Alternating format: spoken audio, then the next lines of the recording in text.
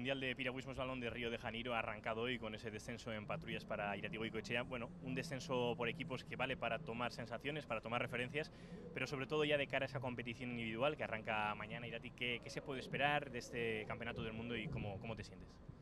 Bueno, pues me costó un poco adaptarme al principio a este canal, pero día a día he ido mejorando y la verdad es que me siento bastante bien. Hoy hemos empezado la competición con patrullas y bueno, a pesar de ser una bajada en equipo, mi parte individual la he hecho bastante bien, me he encontrado muy bien y bueno, pues buscar un poco estas sensaciones, esta navegación de cara a mañana y si paso a la siguiente fase, pues para la siguiente fase.